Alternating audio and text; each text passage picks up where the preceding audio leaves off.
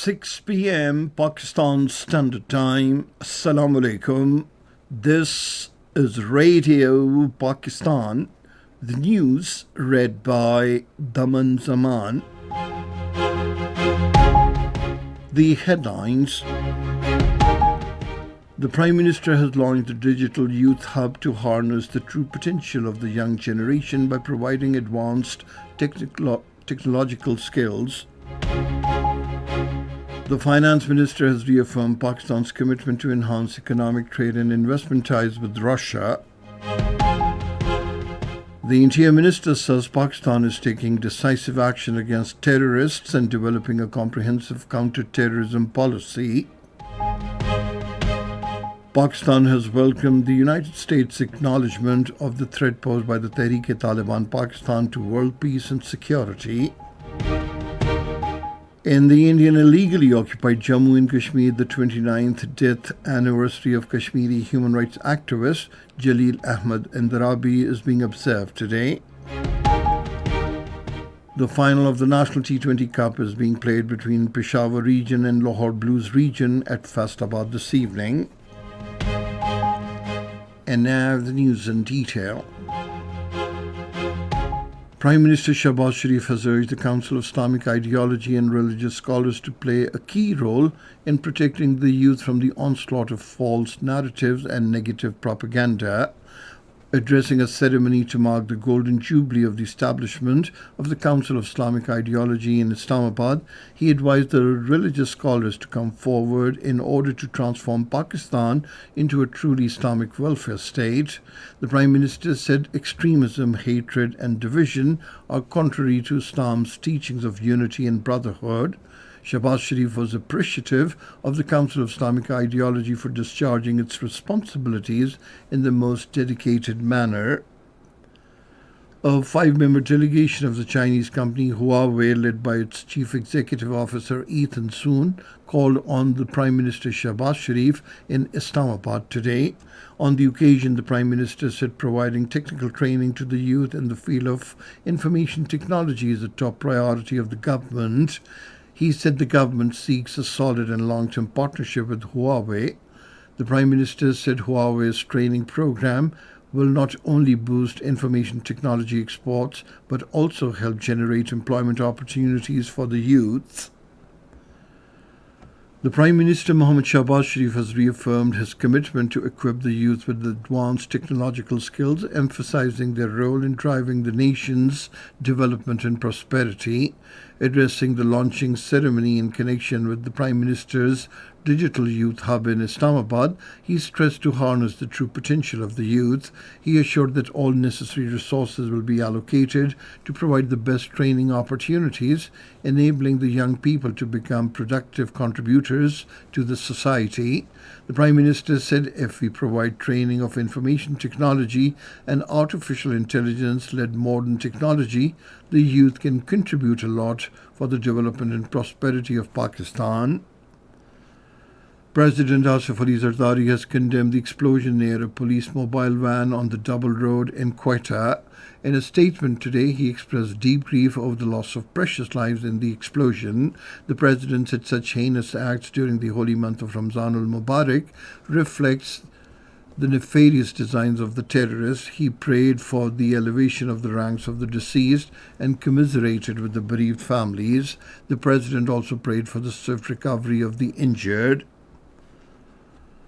The Finance Minister Mohammad Aurangzeb has reaffirmed Pakistan's commitment to enhancing economic, trade and investment ties with Russia.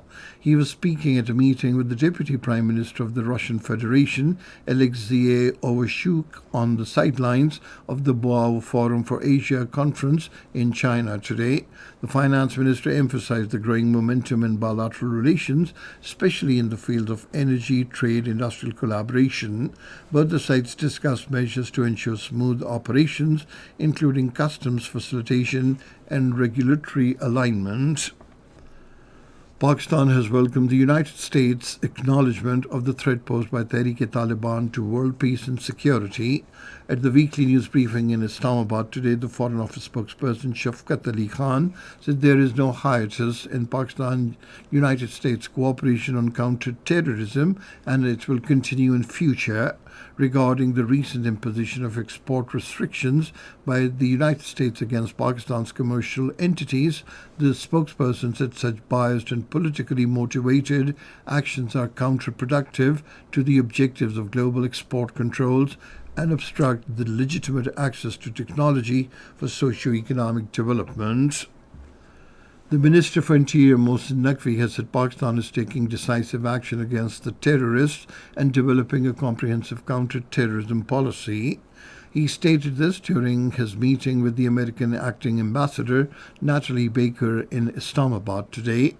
They discussed bilateral relations, counter-terrorism efforts, and plan to hold a counter-terrorism dialogue in June. The Interior Minister acknowledged the United States' appreciation of Pakistan's efforts in combating terrorism.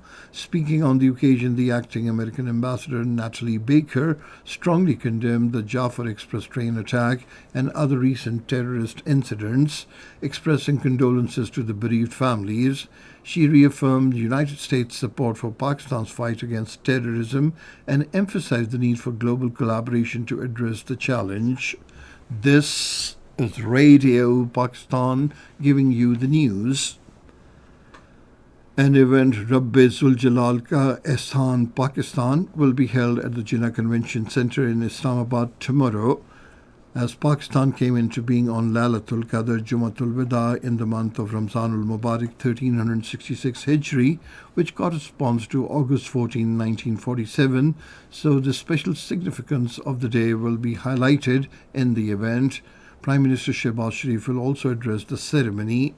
Special prayers for the security of the country will be held in all the provinces, and main prayers ceremony will be held at the Faisal Mosque in Islamabad after Taraweeh prayers. In the Indian illegally occupied Jammu and Kashmir, the All Parties Hurriyat Conference has paid rich tributes to Shaheed Advocate Jalil Indirabi, Shaheed Ashfaq Majidwani, Shaheed Dr. Abdul Ahad Guru, and Shaheed Shabbir Siddiqui for rendering their lives for the noble cause of freedom. The All-Party Hurriyat Conference spokesman, Advocate Abdur Rashid Minhas, in a statement while remembering the noted Kashmiri human rights activist, Advocate Jalil Ahmad Andarabi, on his 29th martyrdom anniversary, said due to the sacrifices of the towering Kashmiri figures, the Kashmir dispute attracted global attention. The spokesperson reaffirmed the Kashmiris' resolve to continue the mission of their martyrs till its accomplishment. Meanwhile, the Indian forces continued brutal crackdown on Hurriyat camp for the fifth consecutive day today. The forces personnel raided the houses of Hurriyat leaders and activists associated with Jamaat-e-Islami, Tehreek-e-Hurriyat Jammu and Kashmir, Muslim League, Jammu and Kashmir Democratic Freedom Party, and People's Freedom League in multiple areas of the territory. The Israeli forces in their massacre campaign have martyred 25 more Palestinians across Gaza enclave. According to Gaza Health Ministry, 855 innocent Palestinians have been martyred in Israel's genocidal attacks since March 18th. In South Korea, the death toll has reached 27 due to wildfires in central Uiseong on last Friday. According to the authorities, efforts are underway to overcome the wildfires. The fire has affected 33,000 hectares of land, while more than 32,000 people have been evacuated. The European leaders are gathering in Paris today to discuss the Russia-Ukraine war. The talks are aimed at laying out plans for a coalition of the willing to provide security to Ukraine after any potential ceasefire with Russia. A court in Bosnia has issued an international arrest warrant for Serb leader Milorad Dodik, who is accused of attacking the constitutional order. Defying an internal arrest warrant, he had crossed into neighbouring Serbia earlier this week. Cricket.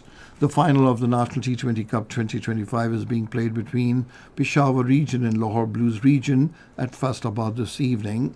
The match will start at 7:30 p.m. Pakistan Standard Time. And finally, the weather report. Widespread rain, wind and thunderstorm with snow over the high mountains is expected in Upper Khyber Pakhtunkhwa, Gilgit-Baltistan and Kashmir during the next 12 hours. However, rain, windstorm and thunderstorm is likely at isolated places in the Potowar region, Lower Khyber Pakhtunkhwa. And that is the end of this news bulletin. For more news and analyses, log on to our website radio.gov.pk, and you can also watch the live video streaming of our bulletins on the link facebook.com/Radio Pakistan News Official.